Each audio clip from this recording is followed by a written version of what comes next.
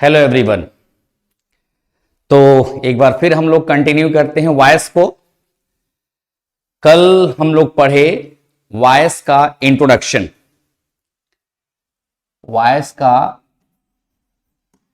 Introduction. तो कल के वीडियो में मैंने आपको बताया वॉइस क्या होता है, इसके काइंड्स क्या होते हैं, कैसे सेंटेंस को हम एक्टिव वॉइस से पैसिव वॉइस में ले जा सकते हैं। इतनी सारी चीजों का डिस्कशन हुआ, वीडियो में पड़ा हुआ है, उसको आप देख सकते हैं। आज हम शुरू करेंगे how to change active voice to passive voice. तो हम लोग ये पढ़ेंगे कि एक्टिव वॉइस को पैसिव वॉइस में कैसे चेंज करते हैं। देखो, जनरली सबसे पहले बताएं कि वॉइस के चेंजिंग में, एक्टिव वॉइस से पैसिव वॉइस के चेंजिंग में सबसे पहले टेंस की चेंजिंग होती है, और जनरली टेंस की चेंजिंग होगी। अब टेंस की चेंजिंग में हमको एक बात दिमाग में रखना है कि टेंस की हेल्पिंग वर्ब क्या है, और उस टेंस को एक्टिव वॉइस से पैसिव वॉइस में ले जाने के लिए क्या हेल्पिंग वर्ब है। ये दो चीजें अगर हम अपने दिमाग में रख लें तो एक्टिव से पैसिव करना बहुत ही आसान होगा। तो लेट मी एक्सप्लेन। सबसे पहले हम प्रेजेंट इंडेफिनिट टेंस को कंटिन्यू करेंगे।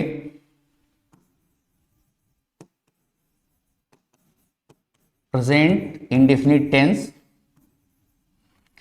तो ये प्रेजेंट इंडेफिनिट टेंस है। प्रेजेंट इंडेफिनिट टेंस का एक और ग्रामेटिकल नेम है, आप लोग को जानना चाहिए। कुछ लोग इसको सिंपल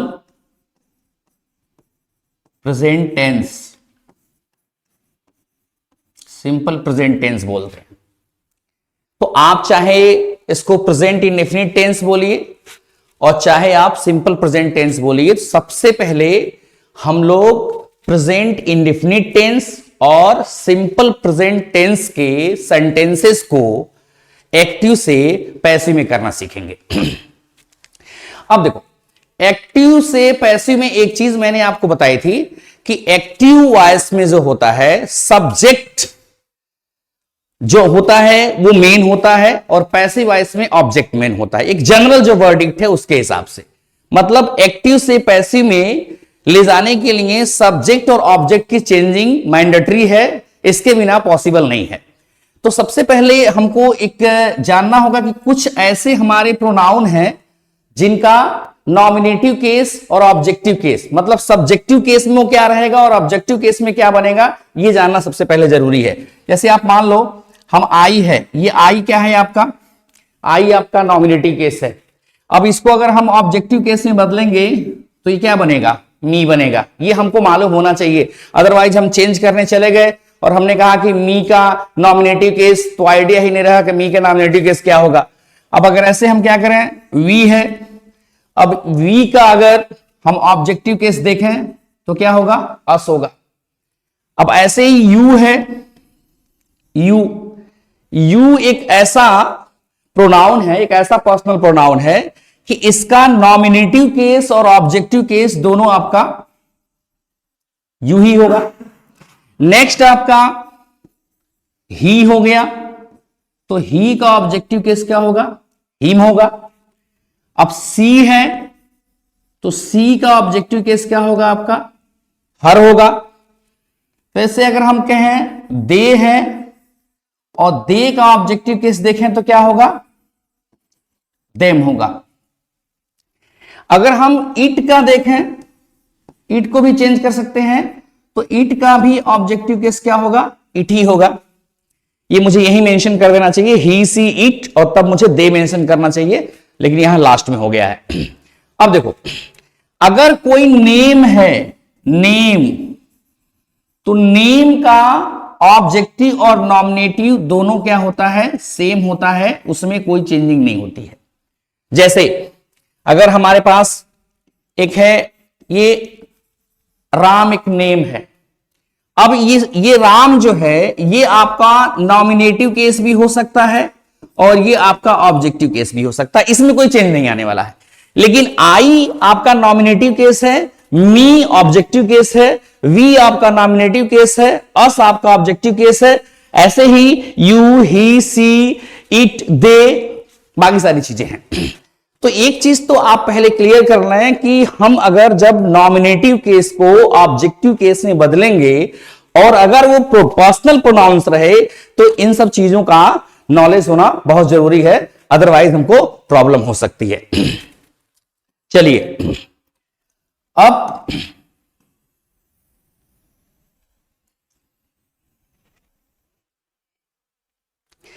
अब देखते हैं कि कैसे चेंज करेंगे। देखो, चेंज करने के लिए हमको सबसे पहले प्रेजेंट इंडेफिनिट टेंस को समझना होगा कि प्रेजेंट इंडेफिनिट टेंस क्या होता है। देखो, प्रेजेंट इंडेफिनिट टेंस की अगर बात करें तो प्रेजेंट इंडेफिनिट टेंस में एक चीज बहुत इसेंशियल होती है और वो होता है वर्ब का फर्स्ट फॉर्म। देखो, कहीं पे वर्ब का फर्स्ट फॉर्म, वर्ब का सेकेंड फॉर्म, वर्ब का थर्ड फॉर्म, वर्ब का फोर्थ फॉर्म, वर्ब का फिफ्थ फॉर्म ऐसा कहीं लिखा नहीं होता है। मैं थोड़ा वॉइस से अलग हटके पहले आपको बताऊं कि वर्ब का फर्स्ट फॉर्म क्या होता है, वर्ब का सेकेंड फॉर्म क्या होता है। देखो, वर्ब का फर्स्ट फॉर्म इंग्लिश ग्रामर में कहीं ऐसा मेंशन नहीं है कि ये वर्ब का फर्स्ट फॉर्म होता है, ये वर्ब का सेकेंड फॉर्म होता है, ये वर्ब का थर्ड फॉर्म होता है क्या? वर्ब का first form, second form, third form, ये हम अपनी सुविधा के लिए इसको नाम दिए हैं। होता क्या है, जैसे आप देखो, ये वर्ब का फर्स्ट फॉर्म है, अगर हम कहें कि ये वर्ब का सेकेंड फॉर्म है, अगर हम कहें ये वर्ब का थर्ड फॉर्म है, अगर ये हम कहें कि वर्ब का फोर्थ फॉर्म है, ये ऐसे कहते हैं लोग, ये कहें कि वर्ब का फिफ्थ फॉर्म है, तो क्या है भाई, वर्ब का फर्स्ट फॉर्म क्या है? अगर होता नहीं है तो वर्ब का फर्स्ट फॉर्म क्यों बोलते हैं, वर्ब का सेकेंड फॉर्म क्यों बोलते हैं, वर्ब का थर्ड फॉर्म क्यों बोलते हैं, वर्ब का फोर्थ फॉर्म क्यों बोलते हैं? देखो, ये एक सुविधा के लिए एक बनाया हुआ की पॉइंट है। जैसे वर्ब के फर्स्ट फॉर्म का ग्रामेटिकल नेम क्या होता है? Simple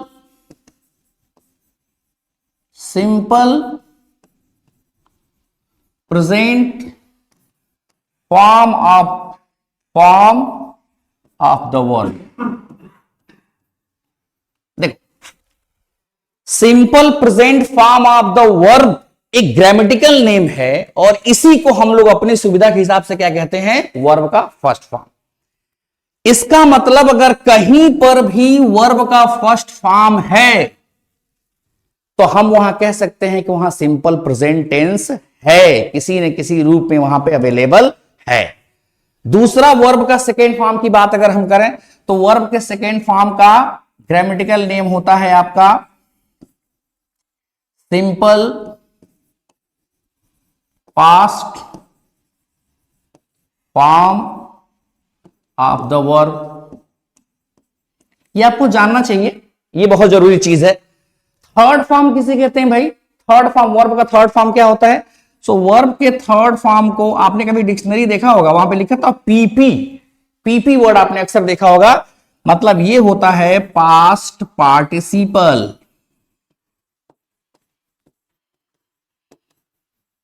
past participle form of the verb.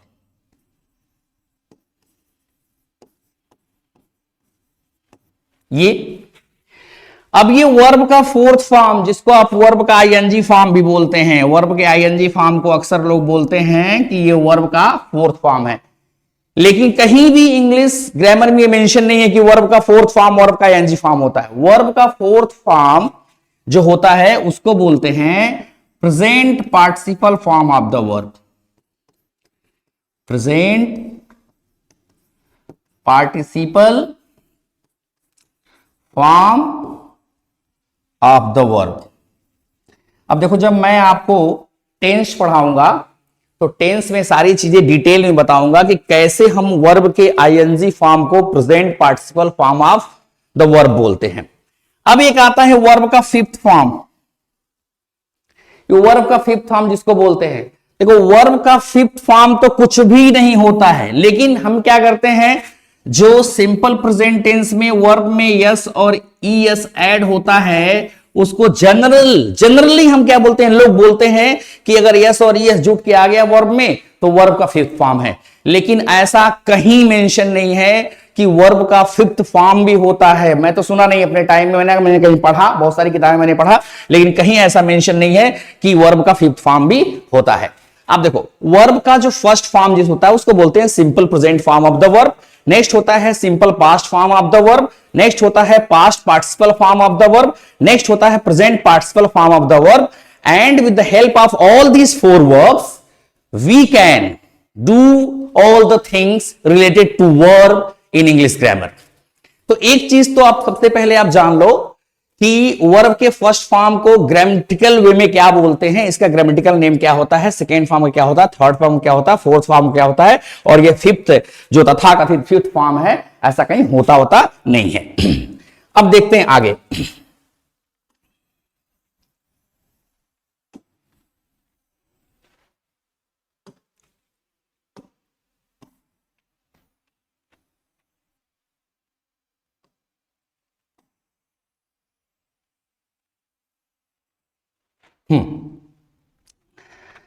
तो actually it is taking time to clean it well. अब फिर से एक बार हम प्रेजेंट इंडेफिनिट यहां लिखना चाहेंगे। प्रेजेंट इंडेफिनिट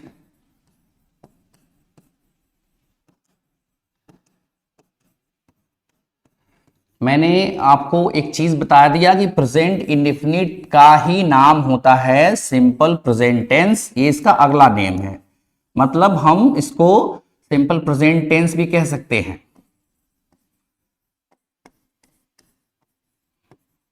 और simple present tense form of the verb क्या होता है, जिसको आप लोगों ने ये ही है आपका सिंपल। तो एक चीज तो बहुत क्लियर हो गई कि जहां भी वर्ब का ये फर्स्ट फॉर्म अवेलेबल हो वहीं क्या होता है, सिंपल प्रेजेंट टेंस होता है या सिंपल प्रेजेंट इंडेफिनिट टेंस होता है। अब इसको बनाने की बात करते हैं। तो बनाने से पहले हमको एक्टिव वॉइस का फॉर्मेशन भी जानना होगा। इस टेंस की एक्टिव वॉइस फॉर्मेशन क्या होता है, और तब हमको जानना होगा कि इसका पैसिव वॉइस फॉर्मेशन क्या होता है। अब देखो, एक्टिव वॉइस में यस मीन्स सब्जेक्ट, और तब आपका वर्ब का ये वर्ब आपका बिना एस और ईएस के भी हो सकता है, और एस और ईएस के साथ भी हो सकता है। ये टेंस से रिलेटेड है, लेकिन मैं यहां थोड़ा सा बता दूं आपको, अगर आपका सब्जेक्ट सिंगुलर नंबर है तो इसके बाद जो वर्ब आएगा उसमें एस और ईएस शब्द के हिसाब से लगेगा। अगर ये सब्जेक्ट आपका प्लूरल नंबर है तो इसमें एस और ईएस नहीं लगेगा। अब इसके पीछे का भी एक लॉजिक अगर हम लोग शुरू किए हैं तो इसको डिस्कस कर ही लेते हैं। देखो, एक चीज कभी कभी स्टूडेंट के दिमाग में एक क्वेरी आता है कि जब सब्जेक्ट सिंगुलर नंबर रहता है तो हम वर्ब में एस और ईएस क्यों ऐड करते हैं, वाइल जब प्लूरल नंबर रहता है तो एस और ईएस ऐड ही नहीं करते हैं। देखो, इसके पीछे का थोड़ा सा लॉजिक है। लॉजिक क्या है? ये रूल है, इसको लॉजिक नहीं कह सकते, ये रूल है। और रूल्स क्या कहता है कि सब्जेक्ट और ये जो वर्ब का कनेक्शन है यहां पे, ये सब्जेक्ट जो होता है ऑफन नाउन होता है, या कह सकते हो कि हमेशा नाउन होता है। अगर प्रोनाउन हुआ तो प्रोनाउन को हम चूंकि नाउन की जगह पे यूज करते हैं तो उसको भी आप नाउन की कैटेगरी में काउंट कर सकते हो। वर्ब हुआ तो नाउन और वर्ब में एक अपोजिट रिलेशन होता है। नाउन में अगर हम एस और ईएस ऐड करेंगे तो नाउन सिंगुलर से प्लूरल में कन्वर्ट हो जाएगा, और अगर हम वर्ब में एस और ईएस ऐड करेंगे तो वो प्लूरल नंबर से क्या बन जाता है, सिंगुलर नंबर। इसलिए जब हमारा यहां सब्जेक्ट सिंगुलर नंबर रहता है तो हम इस वर्ब में एस और ईएस ऐड करते हैं ताकि वर्ब भी क्या हो जाए, सिंगुलर हो जाए और दोनों एक साथ यूज किए जा सके।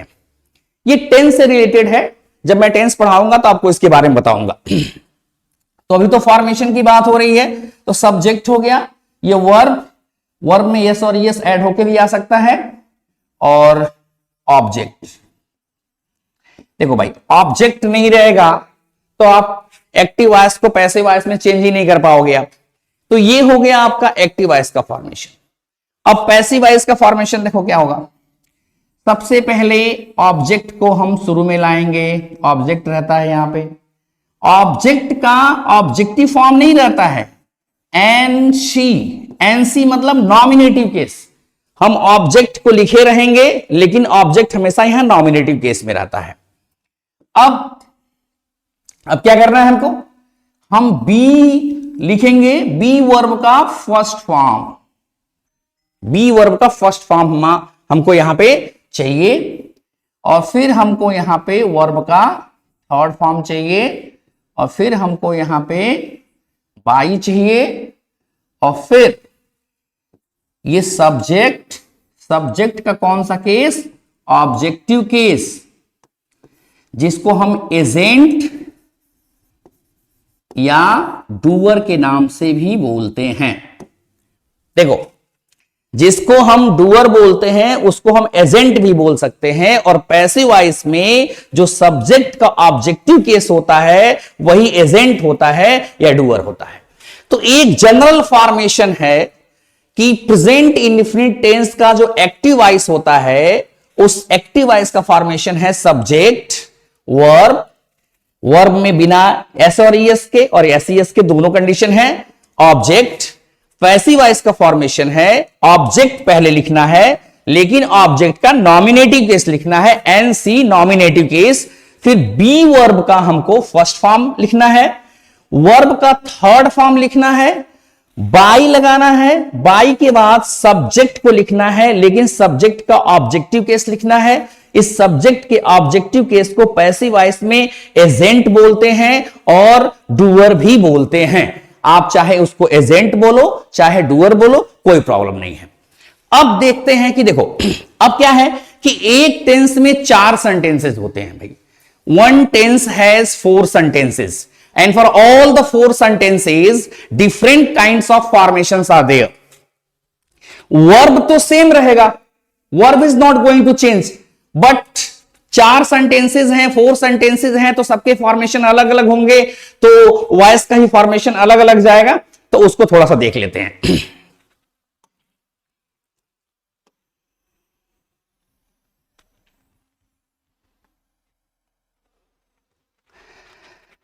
ये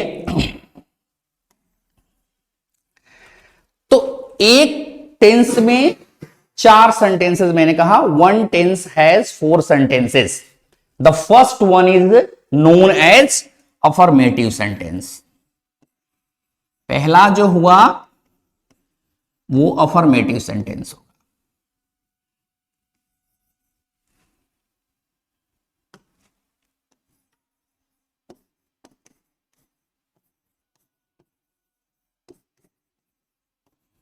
अफर्मेटिव सेंटेंस। देखो, अब शॉर्ट में समाप्त कर देंगे तो जो बिगिनर है उनको समझ में नहीं आएगा, और बात समझने से है। पहले तो शुरुआत में आपको इसको स्लोली लेके चला जाएगा, 1 बाय 1 करके समझा जाएगा, 1-2 टेंस के बाद वैसे ही स्पीड इंक्रीज हो जाएगी। तो अफर्मेटिव सेंटेंस हो गया। अब अफर्मेटिव सेंटेंस का क्या है फॉर्मेशन, देखिए। अफर्मेटिव सेंटेंस में सबसे पहले हम क्या करेंगे, ये पैसिव का फॉर्मेशन मैं दे रहा हूं, ऑब्जेक्ट निकालेंगे, लेकिन ऑब्जेक्ट का हम नॉमिनेटिव केस लिखेंगे। बी वर्ब का फर्स्ट फॉर्म, बी वर्ब का जो फर्स्ट फॉर्म होता है वो होता है is, am, are,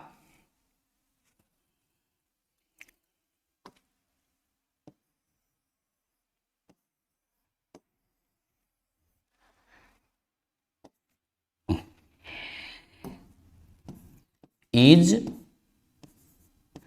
M, are,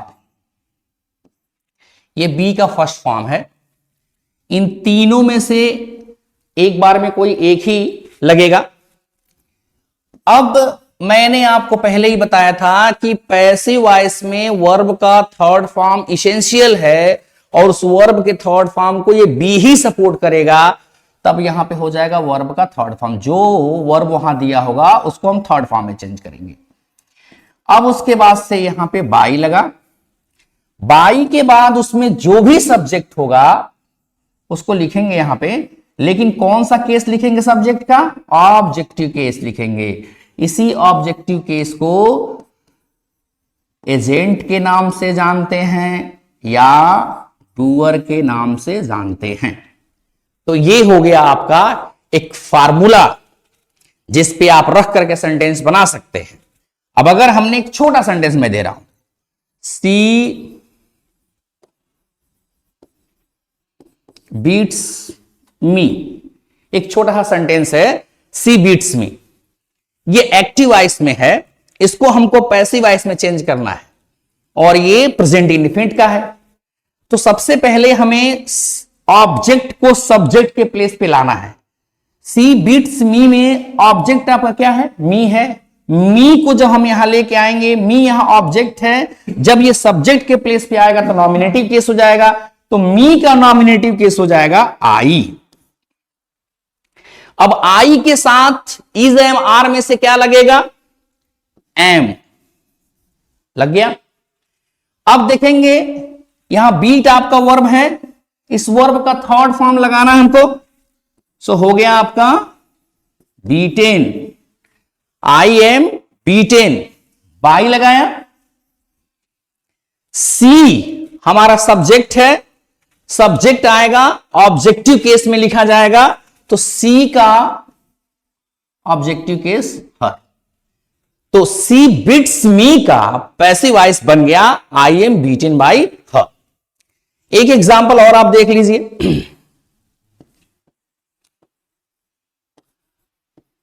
Rahul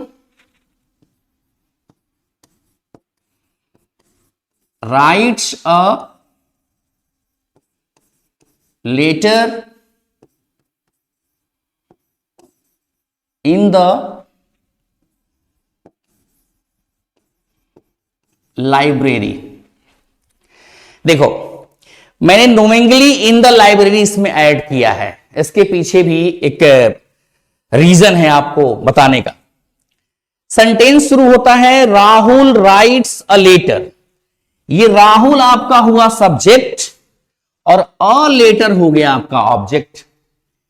voice में सब्जेक्ट से शुरू होकर के कोई भी जर्नी ऑब्जेक्ट पे आकर के फिनिश हो जाती है।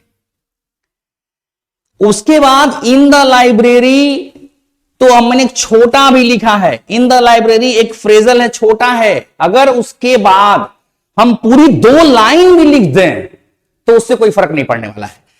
सिंपली बस हमारी कहानी शुरू होगी सब्जेक्ट से और जाके कहां पे खत्म हो जाएगी? ऑब्जेक्ट पे। फिर ऑब्जेक्ट से रिटर्न होकर कहां पे आएगी? सब्जेक्ट पे। आगे जो भी दिया है उससे हमें सोचना नहीं है, अपना दिमाग नहीं खर्च करना है, वो जैसे है वो जहां पे है वो वही रहेगा। बस सब्जेक्ट ऑब्जेक्ट अपने में चेंज हो जाएगा, वर्ब चेंज हो जाएगा, बाकी चीजें एज इट लिख दी जाएंगी। जैसे अगर मैं उसको यहां चेंज करूं, राहुल राइट्स अ लेटर, अब देखो ऑल लेटर वहां पे ऑब्जेक्ट है, ऑल लेटर एक नाउन है, तो इसको हम ऑल लेटर को ऑल लेटर ही लिखेंगे। मैंने बताया है नाउन का नाउन ही होता है, उसका नॉमिनेटिव और ऑब्जेक्टिव चेंज नहीं होता है। ऑल लेटर लिख दिया। ऑल लेटर सिंगुलर नंबर है। अब देखेंगे इस इज एम आर में से क्या हो जाएगा? इज निकल के आ जाएगा, इज हो गया। अब यहां पे दिया है राइट्स, राइट्स का थर्ड फॉर्म लिखेंगे तो क्या हो जाएगा? रिटेन हो जाएगा। A letter is written. Then क्या होगा? बाई। अब राहुल भी नाउन है तो राहुल का राहुल हो जाएगा, राहुल का राहुल हो जाएगा। अब बच गया हमारे पास इन द लाइब्रेरी, कोई बस इन द लाइब्रेरी आप लिख दीजिए यहां पे, क्या फर्क पड़ता है? इन द लाइब्रेरी के बाद भी अगर कुछ रहे तो उसको भी लिख दीजिए, उससे कोई टेंशन नहीं क्रिएट होने वाला है। बस आपका सेंटेंस जो है ये राहुल राइट्स लेटर सब्जेक्ट से शुरू होगा और ऑब्जेक्ट तक जाएगा। इतना ही दूर में हमको सोचना, इतना ही डिस्टेंस में हमको सोचना है कि हमको एक्टिव से पैसिव कैसे बनाना है। तो ये आपका हो गया अफर्मेटिव सेंटेंस। अब देखते हैं निगेटिव सेंटेंस।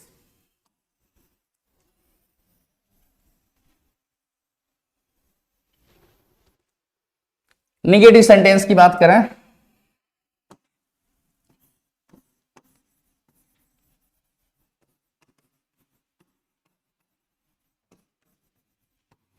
निगेटिव सेंटेंस की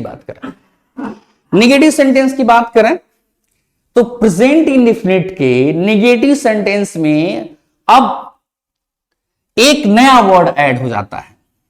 एक्टिव का फॉर्मेशन मैं यहां लिखता हूं, देखिए एक्टिव वॉइस में क्या होता है, सब्जेक्ट लग जाता है। अब जब नॉट आता है तो उसको सपोर्ट देने के लिए डज सिंगुलर सब्जेक्ट के लिए, डू प्लूरल सब्जेक्ट के लिए, इसमें नॉट लग जाएगा, वर्ब अपने फर्स्ट फॉर्म में ही रहेगी और यहां पे ऑब्जेक्ट हो गया। ये आपका एक्टिव वॉइस का फॉर्मेशन हुआ। सब्जेक्ट लगाना है, डज लगाएंगे। ये डज और डू बेसिकली ये डू से ही बना है, लेकिन यहां इसके बारे में हम डिस्कस नहीं करेंगे, वीडियो लंबा हो जाएगा। ये हम टेंस में डिस्कस करेंगे, डू से डज क्यों बना और क्या जरूरी था इसका बनना। बस इतना जान लीजिए कि डू से ही डज का निर्माण हुआ है। So does singular number subject के लिए, डू प्लूरल नंबर सब्जेक्ट के लिए, आगे नॉट लग जाएगा। नॉट के बाद आपका वर्ब का फर्स्ट फॉर्म और ऑब्जेक्ट। उसके बाद क्या है हमें सोचने की जरूरत नहीं है, वो हमारा सब्जेक्ट नहीं है। अब इसी का पैसिव का फॉर्मूला देखिए कैसे बनेगा। देखिए पैसिव वॉइस की एक और चीज मैं आपको बताऊं, पैसिव वॉइस की एक चीज मैं बताऊं आपको। पैसिव वॉइस और एक्टिव वॉइस में बस इतना ही का डिफरेंस है कि सब्जेक्ट और ऑब्जेक्ट इंटरचेंज हो जाते हैं, बी वर्ब की एंट्री होती है और वो अपने साथ वर्ब को थर्ड फॉर्म में चेंज कर देता है। बाकी बड़ी सिंपल सी बात है, अगर यहां पे हेल्पिंग वर्ब के बाद नॉट है तो पैसिव वॉइस में भी हेल्पिंग वर्ब के बाद ही नॉट लगेगा। अगर यहां पे क्या बोलते हैं नॉट के बाद वर्ब है तो पैसिव वॉइस में भी नॉट के बाद ही वर्ब लगेगा। ऐसा नहीं सोचना कि नॉट के बाद वर्ब नहीं लगेगा, नॉट के पहले लग जाएगा या बहुत ज्यादा टेंशन हो जाएगा, कुछ नहीं है। तो हमें क्या करना है, सबसे पहले ऑब्जेक्ट लिखना है इसमें। ऑब्जेक्ट का nominative case is, am, are, not लगाएंगे। वर्ब का थर्ड फॉर्म लिखेंगे, बाय लिखेंगे, सब्जेक्ट लिखेंगे, सब्जेक्ट का ऑब्जेक्टिव केस जिसको हम एजेंट बोल सकते हैं या डूअर बोल सकते हैं। हो गया आपका। अब कोई सेंटेंस देख लें। सेंटेंस है सी डज नॉट हेल्प देम। एक सेंटेंस है सी डज नॉट हेल्प देम, ये एक्टिव वॉइस में है, इसको पैसिव वॉइस में करना है। ऑब्जेक्ट यहां पे देम है, देम को यहां पे लेके आएंगे तो ये नॉमिनेटिव केस में जाएगा तो दे हो जाएगा। दे के साथ हम इज एम आर में से आर लगाएंगे। यहां पे डज के बाद नॉट है, यहां और के बाद नॉट होगा। अब हमारा वर्ब का कौन सा फॉर्म, थर्ड फॉर्म लगना है, पास्ट पार्टिसिपल फॉर्म लिखना है, पीपी लगना है, past participle form. So they are not क्या है, हेल्प, हेल्प का थर्ड फॉर्म या past participle form, helped. They are not helped by, she आएगा यहां पे ऑब्जेक्टिव केस, सी का ऑब्जेक्टिव केस हर हो। एक एग्जांपल और देख लीजिए आप, one more example. I do not teach him, I do not teach him एक सेंटेंस है, इसको हमको पैसिव में चेंज करना है। हिम यहां ऑब्जेक्ट है, जब पैसिव में चेंज करेंगे तो हिम ऑब्जेक्ट सब्जेक्ट बनेगा, तो ये हो जाएगा नॉमिनेटिव केस इसका ही के साथ इज लगाएंगे, ही के साथ इज लगाएंगे, इज के बाद not, he is not, teach का पास्ट पार्टिसिपल फॉर्म टॉट होगा,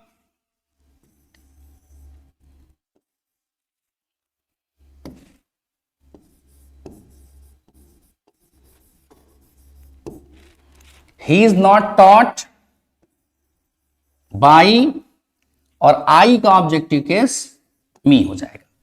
तो इस तरह से आप निगेटिव सेंटेंस को बड़े आराम से चेंज कर लेंगे। अब देखते हैं इंट्रोगेटिव सेंटेंस।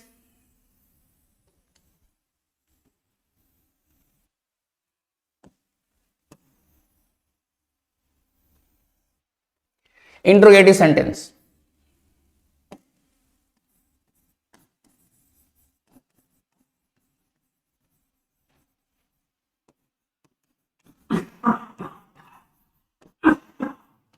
देखो, there are basically two kinds of interrogative sentence. अब इसमें जो पहला है वो हमारा है yes no interrogative sentence. Interrogative sentence जिसको हम यस नो क्वेश्चन भी बोल सकते हैं। टर्म्स जरूर याद होना चाहिए, तो इसलिए मैं सारे नेम लिख दे रहा हूं। इसको हम यस नो क्वेश्चन भी बोल सकते हैं। अब यस नो क्वेश्चन या यस नो इंट्रोगेटिव सेंटेंस क्या होता है? Yes no interrogative sentence, yes no question जो होता है वह हेल्पिंग वर्ब से शुरू होता है। और हेल्पिंग वर्ब का हिंदी में अगर आप देखेंगे तो इसका अर्थ वहां पे होता है बस क्या। ये क्या होगा? हेल्पिंग वर्ब से शुरू होगा, लेकिन इसका हिंदी में जब अर्थ निकालेंगे तो शुरुआत किससे होगी? क्या से होगी। तो अगर आपका एक्टिव वॉइस हेल्पिंग वर्ब से शुरू होगा तो पैसिव वॉइस भी किससे शुरू होगी? हेल्पिंग वर्ब से शुरू होगी। यही बात तो मैं पहले आपको बताया हूं कि एक्टिव और पैसिव में ये अंतर नहीं है। जहां पे जो रहता है दोनों में वैसे ही रहता है, बस सब्जेक्ट ऑब्जेक्ट और वर्ब का टेंशन होता है। तो अगर मैं देखूं एक्टिव का फॉर्मेशन क्या होगा, तो एक्टिव का फॉर्मेशन होगा डज या डू। ये आपके हेल्पिंग वर्ब हो गए, सब्जेक्ट लगा, वर्ब फर्स्ट फॉर्म लगा, ऑब्जेक्ट लगा। इसके बाद क्या होता है हमको सोचना नहीं है। क्वेश्चन मार्क, जो क्वेश्चन मार्क है ये इसेंशियल है, इसको भूलना नहीं है। अब पैसिव वॉइस का हेल्पिंग वर्ब क्या होगा? अगर ये एक्टिव वॉइस हेल्पिंग वर्ब से शुरू है तो पैसिव वॉइस भी हेल्पिंग वर्ब शुरू होगा। और पैसिव वॉइस का हेल्पिंग वर्ब क्या है? बी का फर्स्ट फॉर्म, मतलब ईच, एम, आर। अब क्या होगा? फिर से वही ऑब्जेक्ट लगेगा। कौन सा case? Nominative case. Verb third form by, then subject लगेगा। सब्जेक्ट का कौन सा फॉर्म? ऑब्जेक्टिव केस, जिसको हम एजेंट कह सकते हैं या डूअर कह सकते हैं। क्वेश्चन मार्क जरूर लगाएंगे, क्वेश्चन मार्क इसेंशियल है। अब एग्जांपल देख लीजिए यहां पे। Does she Singh a song, ये आपका सेंटेंस है एक्टिव वॉइस में। इसको पैसिव में करना है। अ सॉन्ग ऑब्जेक्ट इधर आएगा, लेकिन अगर ये एक्टिव से शुरू हुआ तो पैसिव वॉइस भी एक्टिव से शुरू होगा। तो अ सॉन्ग के हिसाब से, अ सॉन्ग सिंगुलर नंबर है तो यहां पे हो जाएगा इसके हिसाब से इज। और फिर लगेगा a song, is a song. Sing third form क्या होगा? Is a song sung by. Subject यहां जाएगा, बनेगा ऑब्जेक्टिव केस। सी का ऑब्जेक्टिव केस क्या हो जाएगा? Her. Is a song sung by her. तो ये आपका यस नो इंट्रोगेटिव सेंटेंस हो गया। अब देखते हैं अगला जो होता है वो होता है WH interrogative sentence. WH interrogative sentence होता है, वो कैसे होता है उसको देखते हैं।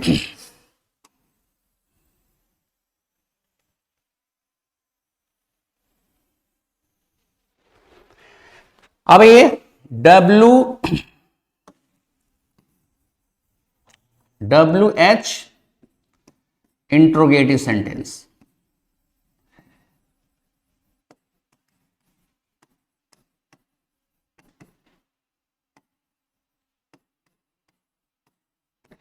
WH इंट्रोगेटिव सेंटेंस की क्या खासियत होती है? देखिए, ये हमेशा क्वेश्चन वर्ड से शुरू होता है, क्वेश्चन वर्ड से शुरू होगा।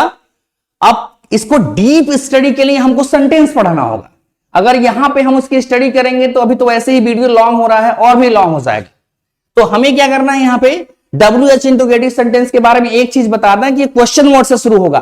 तो अगर एक्टिव वॉइस क्वेश्चन वर्ड से शुरू होगा तो पैसिव वॉइस में क्वेश्चन वर्ड से शुरू होगा। बहुत सिंपल सी बात है। तो एक्टिव वॉइस का फॉर्मेशन में क्या आएगा, सबसे पहले लगाएंगे क्वेश्चन वर्ड, फिर इज एम आर, ये बी का फर्स्ट फॉर्म है, सॉरी एक्टिव वॉइस की बात कर रहा है, मुझे लगा पैसिव। क्वेश्चन वर्ड के बाद does, do, then subject, verb, object. ये एक्टिव वॉइस का है। आगे चाहे तो यहां लिख लें। अब पैसिव वॉइस का क्या होगा भाई? अगर एक्टिव वॉइस क्वेश्चन वर्ड से स्टार्ट है तो passive voice will also start with question word, so it will be there question word. Here, यहां पे we have active voice helping verb does और डू। अब पैसिव वॉइस का helping verb क्या है? Is, am, are.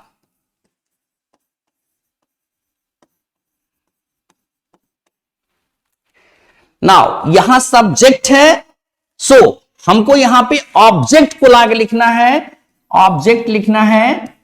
लेकिन object का कौन सा केस? Nominative case. अब हमें क्या करना है? वर्ब का थर्ड फॉर्म, फिर हमें यूज करना है बाई, देन सब्जेक्ट लिखेंगे, बट सब्जेक्ट का कौन सा case? Objective case. It is called agent और डूअर, क्वेश्चन मार्क। अब जैसे एग्जांपल में देखें, why does she call you, एक सेंटेंस है, why does she call you. Why does she call you, first of all active voice question word से शुरू है। जस्ट सी हियर, यहां देखिए आप, ये इस सेंटेंस में ये एक्टिव वॉइस का सेंटेंस है, सिंपल प्रेजेंट टेंस का इंट्रोगेटिव सेंटेंस। ये किसे शुरू हुआ है? क्वेश्चन वर्ड से। तो पैसिव वॉइस भी इसी क्वेश्चन वर्ड से शुरू होगा, वाई। अब यहां पे एक्टिव वॉइस की हेल्पिंग वर्ब है, अब हम यहां पैसिव वॉइस की हेल्पिंग वर्ब लगाएंगे। सी के अकॉर्डिंग यहां डज लगा है, हमारा यहां पे यू ऑब्जेक्ट है, यहां पे आके नॉमिनेटिव केस बनेगा तो यू ही बनेगा, तो इसके हिसाब से यहां पे आर हो जाएगा। आर, यू का ऑब्जेक्टिव और नॉमिनेटिव दोनों यू होता है, शुरू मैंने बताया है। Why are you, call third form called by, why are you called by her. ये आपका सेंटेंस हो गया। अब एक लास्ट बचा है इंट्रोगेटिव निगेटिव सेंटेंस, 1-2 मिनट वो भी समाप्त हो जाएगा। Interrogative negative sentence,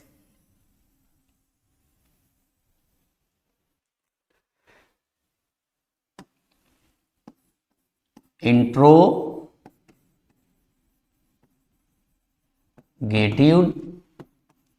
negative sentence, ये चौथा है। This one is the fourth. I have already told you that one tense has 4 sentences: affirmative, negative, interrogative and negative. So 3 I have already taught you. Now this one is the fourth. अब ये interrogative negative sentence क्यों कहा जाता है? Why it is called interrogative negative sentence? Because क्योंकि इसमें question भी होता है और नॉट भी होता है। तो इसके दोनों तरह के फॉर्मेशन आपको बता दें। आप देखो, इंट्रोगेटिव निगेटिव का एक फॉर्मेशन होता है जहां पर सब्जेक्ट लिखा जाएगा, एक्टिव वॉइस का फॉर्मेशन बता रहे हैं, वहीं पे नॉट को हम प्लेस करते हैं उसके तुरंत बाद, after subject not is written. ये फार्मूला है इंट्रोगेटिव निगेटिव सेंटेंस का। जब इंट्रोगेटिव भी होगा और निगेटिव भी होगा, so where we will put not, this can be asked. So not का जो पोजीशन होगा वो सब्जेक्ट के बाद होगा, चाहे वो यस नो इंट्रोगेटिव सेंटेंस हो और चाहे WH इंट्रोगेटिव सेंटेंस हो, किसी तरह का इंट्रोगेटिव सेंटेंस हो, सब्जेक्ट के बाद ही हमको नॉट लगाना है, ये क्लियर है।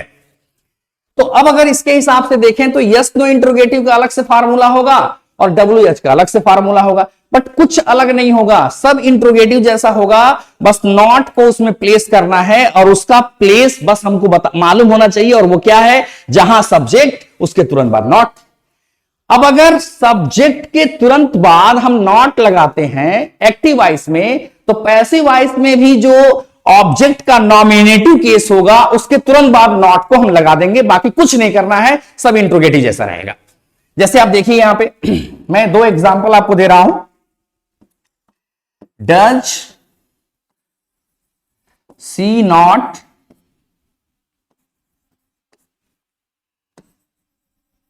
Help the poor, does she not help the poor, क्या वह गरीबों की सहायता नहीं करती है। Now we have to change this sentence into passive voice. अब कैसे चेंज करेंगे, the poor is our object, it is our object, इसको हम बाहर लेके आएंगे। द पुअर मीन्स गरीब लोग या गरीबों, इट इज प्लूरल नंबर, अब ये बाहर आएगा। अब यहां पे हेल्पिंग ऑफ से शुरू हुआ है तो पैसिव वॉइस भी हेल्पिंग ऑफ शुरू होगा, पैसिव वॉइस की हेल्पिंग ऑफ इज एमआर होगी, तो द पुअर आएगा तो हम यहां पे क्या लगा देंगे, आर द पुअर। यहां देखो, here after she not has been mentioned, she के बाद नॉट है मतलब सब्जेक्ट के बाद नॉट, इस सेंटेंस में ये सब्जेक्ट, यहां पे द पुअर सब्जेक्ट, इसके बाद हम तुरंत नॉट लगा देंगे। Are the poor not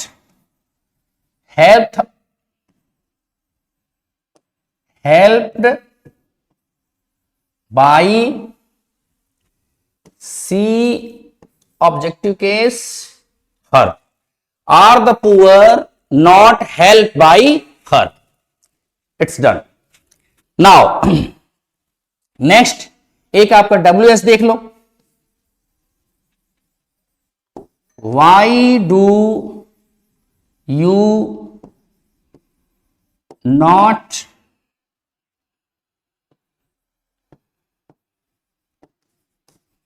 punish them,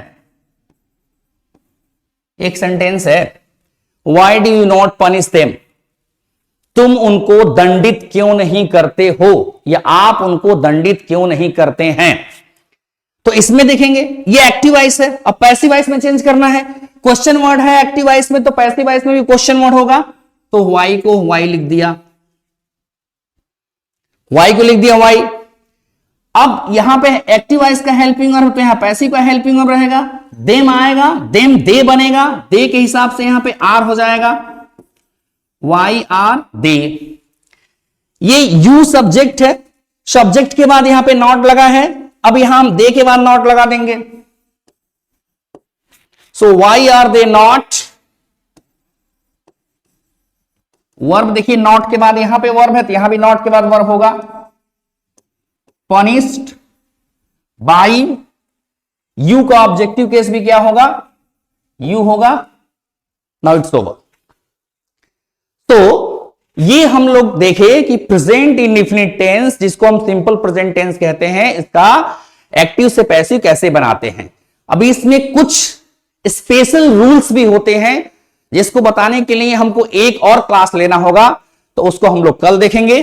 तब तक आप लोग लेक्चर 1 और लेक्चर 2 दोनों को सही से देखिए, दोनों को समझिए, और अगर कहीं डाउट हो, कहीं प्रॉब्लम हो तो कमेंट कीजिए, बताइए, सजेशन दीजिए, और आगे और कौन कौन से वीडियो आप चाहते हैं किस टॉपिक पे, उसका भी सजेशन हमको आप कमेंट बॉक्स में दे दीजिए। Thank you so much.